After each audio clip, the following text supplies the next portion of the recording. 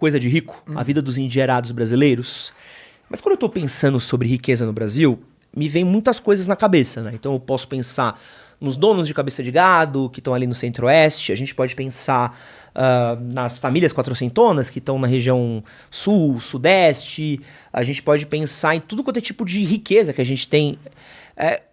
Existe uma unidade do rico no Brasil? Como é que é formado o rico no Brasil? E como essas famílias de multimilionários e diferentes grupos se relacionam entre si? Castro, o primeiro ponto é que para ser rico tem que ter dinheiro, né? Só que a loucura é que mesmo depois que você tem dinheiro, você precisa batalhar fortemente para convencer os outros que você tem dinheiro. Senão você não goza do privilégio de ser rico. E é aí que começa a confusão e o jeito brasileiro de ser rico. Porque olha a loucura.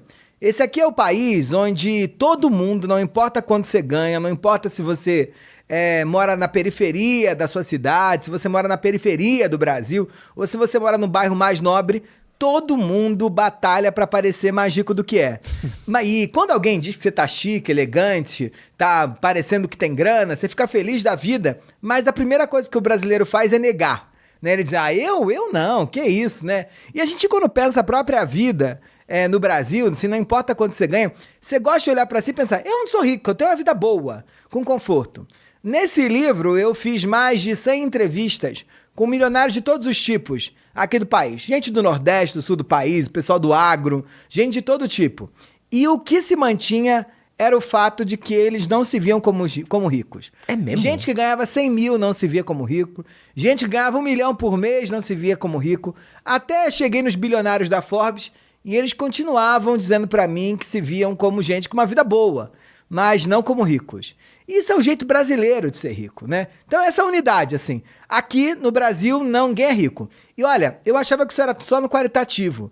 Mas a Oxfam, que é uma associação da sociedade civil preocupada com a desigualdade, em 2022 fez uma pesquisa com Datafolha tentando entender como é que os brasileiros se posicionavam na estrutura de renda. E olha que loucura. 64% do Brasil se diz de classe média baixa, um outro bocado se diz de classe média, um outro bocado se diz de classe média alta. Agora, 0% do Brasil se diz rico. Ninguém no Brasil se diz rico. E olha, eu tô falando de uma das 10 maiores economias do mundo, com PIB de quase 3 trilhões de dólares. E aqui ninguém se acha rico. E aí que tá a grande sacada, assim. Essa é a principal unidade que unifica, de certo modo, dá alguma coesão pros ricos brasileiros. Eles não se veem ricos, como ricos. Que loucura! E assim, eu tenho uma lista aqui que diz que a gente tem uma média de 58 a 68 bilionários no Brasil hoje. Varia assim. de acordo com o dólar, com o preço da ação, né? E por aí vai. Qual que é a diferença de vida, assim, você que viu de perto, de um multimilionário para um bilionário, assim? Como é que muda alguma coisa no padrão de comportamento ou o comportamento ele ainda é igual? É a quantidade de coisas de rico que eles têm. É a única diferença. Olha, e quando você vai chegando nessa órbita de dinheiro, assim, né? Quando você chega nesse nível de complexificação em termos de dinheiro, as disputas se dão em torno de algumas coisas. Eu digo que ter casa fora é um baita elemento de disputa. Então fulano tem apartamento em Nova York, tem apartamento na Europa, tem casa em Miami, ele usa isso como ponto importante na diferenciação. Ter iate, né? Então, o tamanho do teu iate, quantos pés o teu iate tem, isso varia mesmo na medida que você vai ascendendo, né? E você vai melhorando de vida. E a coisa do avião, né? Avião é um centro de disputa no Brasil dentro desse grupo de multimilionários e bilionários, que é não só ter o avião, mas você disputa qual é o modelo do seu avião, qual é a capacidade que ele tem, né? De ir de um canto a outro sem precisar reabastecer. Você tem um avião que tem capacidade de chegar à Europa sem escala, tem capacidade de chegar a Nova York sem escala, ou você precisa parar no Caribe. Gente que para no Caribe tem menos grana, ou é menos importante dentro desse jogo. Você é dono de todos os profissionais, no sentido, dono contrata todos os profissionais que servem as suas aeronaves, ou você subloca? Então, o fulano que tem a próprio chefe, o próprio aeromoça, o próprio piloto, e banca tudo isso, independente se tá voando ou não, é mais rico do que o outro. Então o jogo tá nesses pequenos detalhes, já na quantidade de coisas de rico que esse cara tem perto de si, junto de si. Mas enquanto você estava fazendo esse estudo daí, Eu queria entender, essa é uma conversa que permeia mesas dessa galera, do mesmo jeito que eu sento com meus amigos e falo, tô dirigindo uma Pajero, eu tô com um Renegade, eu tô com... Isso é uma conversa ou isso é muito mais uma questão interna do como ele se vê perante ao outro, assim? Não, é uma conversa central. Boa parte das conversas no Brasil, não importa se você pertence às elites ou às classes populares, giram em torno das coisas. Giram em torno das coisas. A gente tá sempre dizendo assim, o que eu quero comprar, o que eu comprei, o que o outro comprou que eu queria comprar também. Boa parte das conversas aqui.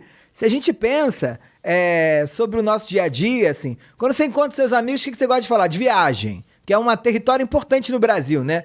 Boa parte da nossa diferenciação dentro do Brasil se faz em torno do campo das viagens. Todo mundo no Brasil gosta de viajar e gosta de disputar para onde foi ou para onde vai. É coisa, né? É coisa. E aí é maravilhoso, porque quem tem muita grana tem possibilidade de ir para a Suíça.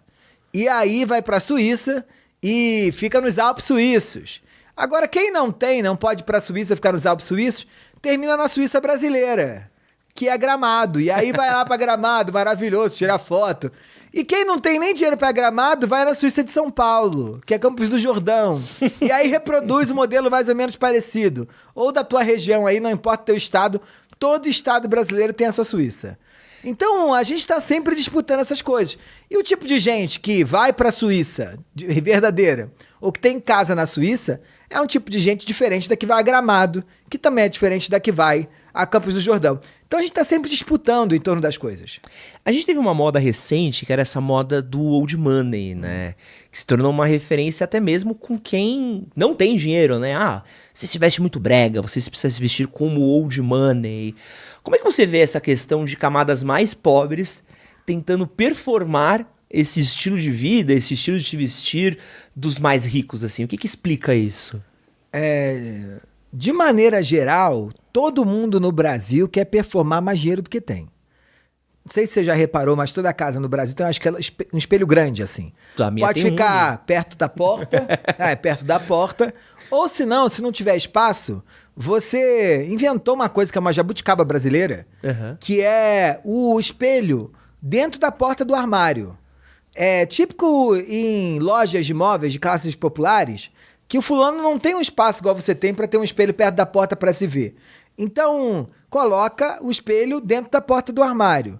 E por que isso é tão importante no Brasil? Porque antes de sair de casa, a gente não está preocupado só em parecer bonito ou tá bonito. A gente está preocupado em parecer melhor do que a gente é. Não é à toa, quando você sai para uma festa de família, assim, importante, é clássico nas famílias brasileiras que você chega na frente do espelho, cada um, assim, ajeita a roupa e diz, tamo chique. Tô chique. A mãe pergunta pro filho, tô chique. O pai pergunta, tamo bem, né? Porque tá chique é parecer mais rico do que é.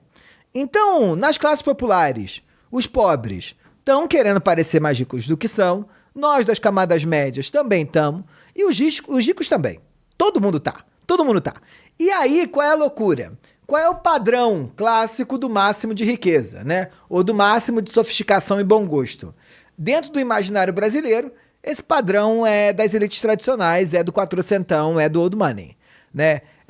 Ninguém olha para um novo rico e acha que esse novo rico, apesar das coisas que tem, a gente adoraria ter também, é fonte de bom gosto.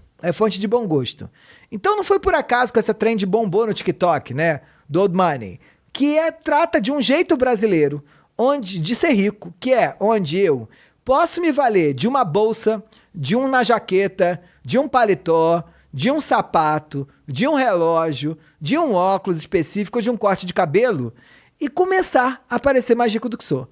Então, em tempos de rede social, isso vira quase o modus operandi da sociedade brasileira.